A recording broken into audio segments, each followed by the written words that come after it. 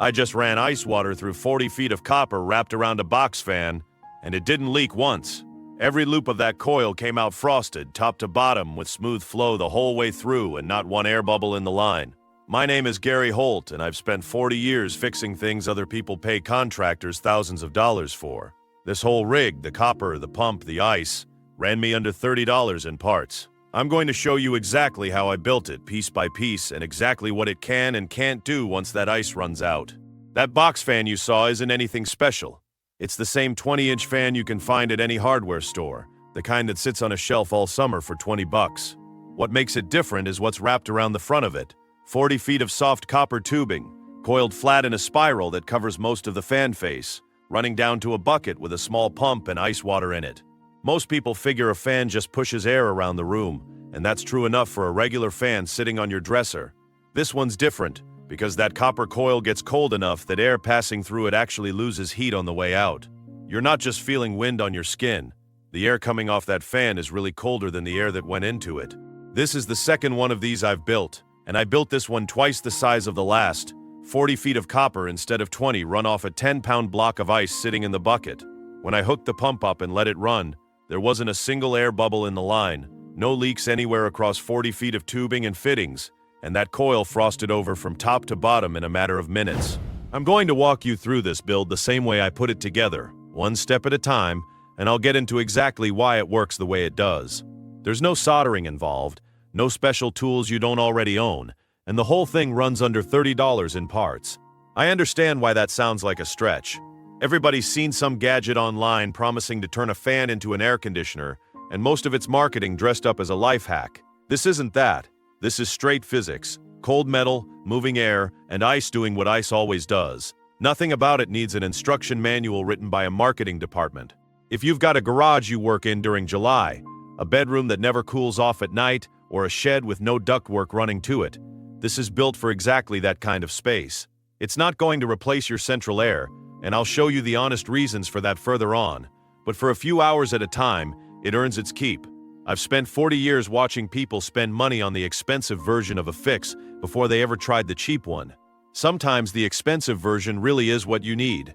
Most of the time, nobody ever finds that out, because nobody ever tries the $30 version first to see how far it actually gets them. That's really what this build is about, so let's get into exactly what's on that $30 parts list. Here's everything that goes into this build. You need a 20-inch box fan, 20 to 40 feet of soft 1/4-inch copper tubing, a 1/4-inch compression union if you're joining two lengths together, some vinyl tubing size to fit over the copper, a small submersible pump, a bucket, a handful of zip ties, and ice. That's the whole list. Copper isn't on that list by accident. It conducts heat faster than almost any metal you'll find at a hardware store, which means the wall of that tubing reaches close to the same temperature as the ice water running through it. Air moving across the coil gives up its heat to the copper almost instantly, and the copper hands that heat straight to the cold water inside. Try this with plastic tubing instead, and you'll lose most of that effect, because plastic just doesn't move heat the same way.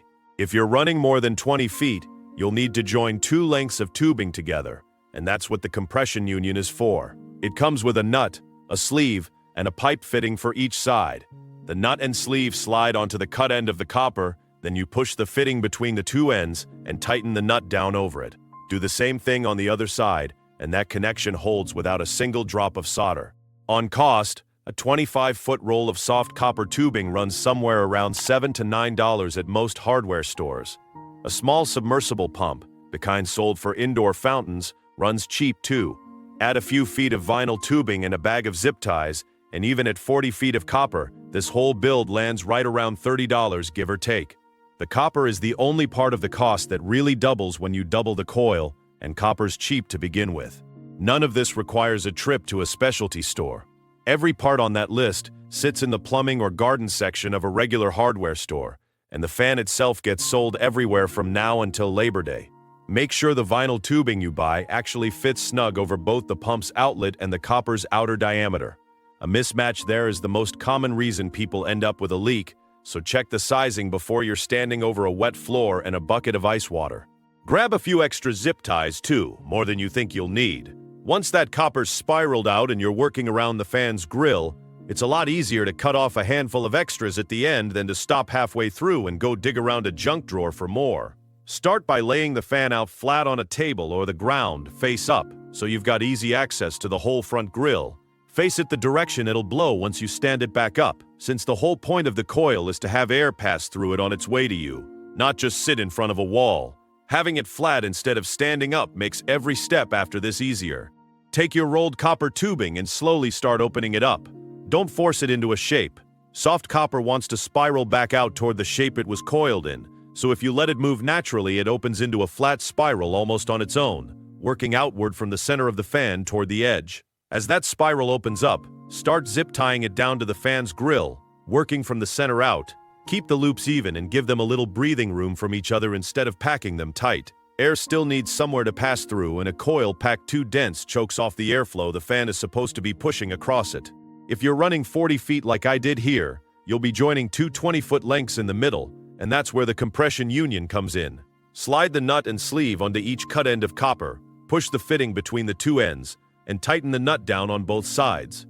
You won't need any soldering or a torch, just a wrench and a few minutes. Once the whole spiral is zip-tied down and the union is tight, push vinyl tubing onto both exposed ends of the copper coil. It should fit snug enough that you don't need a clamp, but a hose clamp on each end never hurts if you want the extra insurance. Take a second here and check the whole coil for kinks before you go any further. A kinked section of copper pinches the flow down to almost nothing right at that spot, and you'll never notice it until half your coil stays warm while the other half frosts over just fine. Run your hand along the full spiral and straighten out anything that looks pinched before you hook up the water. Now set up your reservoir. Drop the pump into the bottom of a bucket, run one length of vinyl tubing from the pump up to one end of the copper coil, and run the other end of the coil back down into that same bucket. That closes the loop, with water going from the bucket, through the pump, through 40 feet of cold copper, and back into the bucket again. Then add your ice. I used a 10-pound block for this build, dropped straight into the bucket with the pump already sitting in there.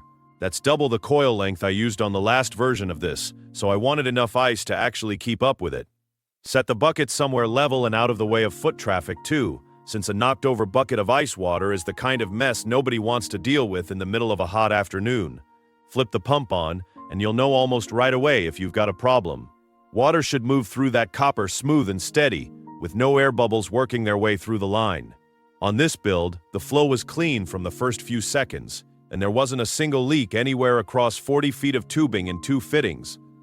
Give it a few minutes, and that coil starts frosting over, top to bottom, every loop of it. That's the point where you know the whole system is working the way it's supposed to, not just the section closest to the pump.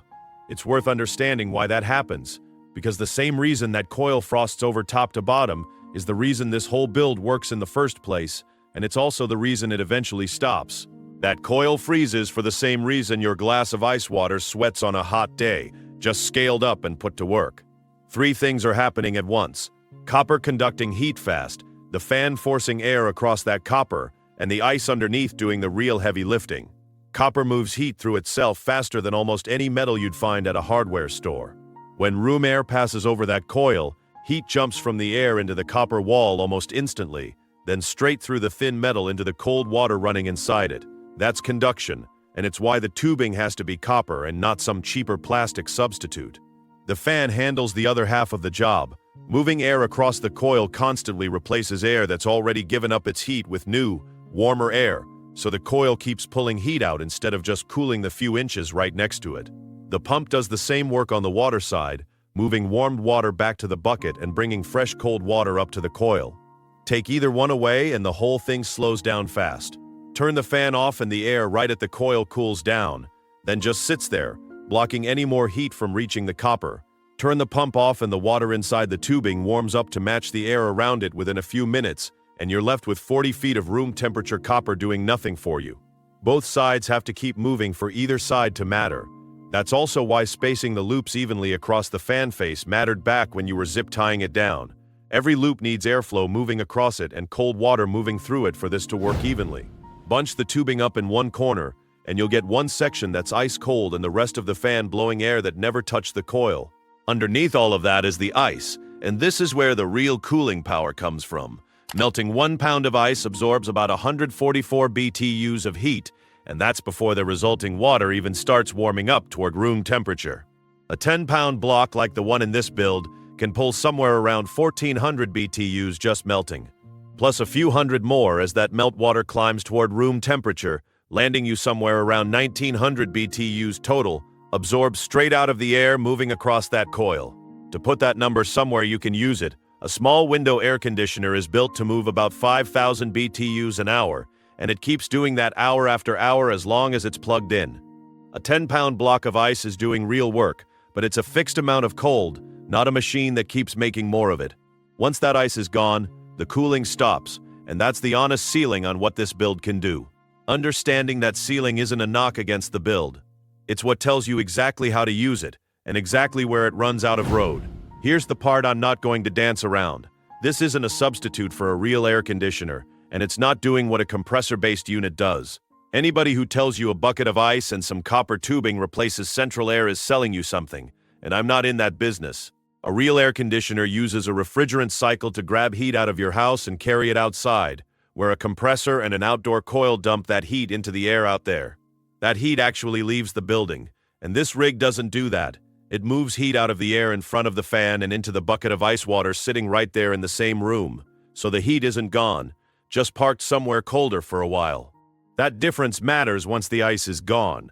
Once that 10-pound block melts down and the bucket warms up toward room temperature, the coil stops doing anything useful, and you're back to a regular fan blowing regular air.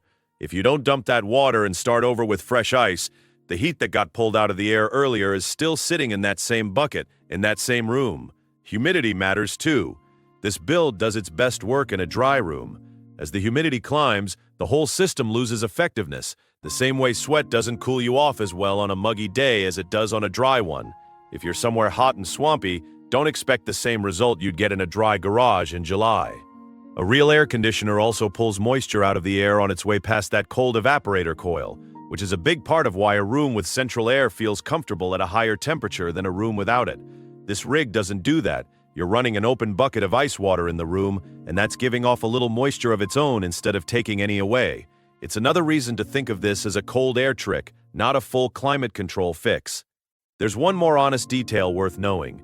The fan motor itself gives off a small amount of heat just by running, the same as any motor does. It's nowhere close to canceling out what the coil pulls out of the air while the ice is fresh, but it's part of why this only makes sense as a short-term push, not something you run non-stop for days at a time. That's what makes this an honest project, not a bad one. For a few hours at a time in a dry room, this rig pulls real, measurable heat out of the air using parts that cost less than a fast food run for a family of 4. Knowing exactly where its limits are is what lets you actually use it right, instead of setting it up expecting a window unit and feeling let down 2 hours later. And once you know those limits, you can build straight to the edge of them instead of guessing. If you want to stretch this out, the easiest upgrade is swapping the open bucket for an insulated cooler. An open bucket loses cold to the room air around it the whole time it's running, while a cooler holds onto that cold instead of bleeding it out through the sides. Same ice, same coil, longer usable window before you're back to warm water. Coverage across the fan face matters more than raw footage of tubing. 40 feet of copper packed into a tight ball in one corner does less for you than 30 feet spread evenly across the whole grill, because air that never touches the coil never gets cooled. Spend your zip ties making sure the spiral reaches close to the edges, not just the center. Match your pump and tubing to the job too. A pump that's too weak for 40 feet of tubing will move water slower through the far end of the coil, and you'll notice the loops farthest from the pump staying warmer than the ones closest to it. If you're building bigger, buy a pump rated for it instead of stretching a small one further than it's built to go. Keep the water itself clean while you're at it. A pump sitting in murky, dirty water works harder and clogs faster, so if you're running this over a few days, dump the bucket and refill it with clean water and fresh ice rather than just topping off what's already gone cloudy. Position matters more than people give it credit for, too. Set this up so the coil is between you and the fan's motor, not off to the side, and sit close enough that you're actually in the direct path of that airstream. Move it 3 feet off to the side of where you're sitting, and you'll lose most of the benefit, because you're just back to feeling regular room air again. Where this actually earns its cost is specific spots. A garage workshop with no ductwork running to it. A bedroom that never cools off once the sun's been on the roof all day. A shed or a porch where running real ductwork would cost more than the rest of the build combined. Those are the situations where $30 and an afternoon beat waiting on a contractor or living with the heat. Doubling from 20 feet to 40 feet on this build and getting a coil that froze evenly top to bottom instead of just partway is proof that matching your ice supply and your coil size to each other is what separates a build that works from one that just sits there looking clever. Here's where this comes back to something bigger than one fan. Before you talk yourself into the expensive fix, it's worth trying the cheap one first and actually seeing what it does. This whole build, even at 40 feet of copper, lands right around $30 in parts, most of it the tubing itself. That's copper, a small pump, some vinyl tubing, zip ties, and ice you probably already keep in the freezer. Compare that to the cost and the labor of adding real cooling to a space that doesn't have it, and there's no contest on which one you try first. I've stood next to guys who'd quote you good money to add cooling to a space like that, and there's nothing dishonest about their price. Running real ductwork or wiring in a window unit properly takes time and material cost money. But not every hot room needs that level of fix, and this build is proof you can find that out for $30 before you spend the real money. That's the same habit that saved me money my whole working life. Check what you can build with what's already on hand and a low material cost before you assume you need to spend real money on the expensive version. Most of the time, the cheap fix tells you exactly how much cooling you actually need before you commit to anything bigger. If $30 of copper and ice gets a garage or a bedroom through the worst of the heat, you've just saved yourself from a much bigger purchase you didn't actually need yet. And if it turns out this isn't enough for your space, you've lost $30 in an afternoon finding that out, not a few $1,000s on a system you talked yourself into before you understood the problem. You've got the full picture now. The build, the parts, the reason it gets cold, and the honest truth about where it stops working. Try this on the next hot day you've got, and see what it actually does in your space. Then tell me in the comments how long that ice lasted for you. Every garage and every bedroom holds heat a little differently, and your results might beat mine or come up short of them. Either way, you'll know a lot more about your own house than you did before you built it.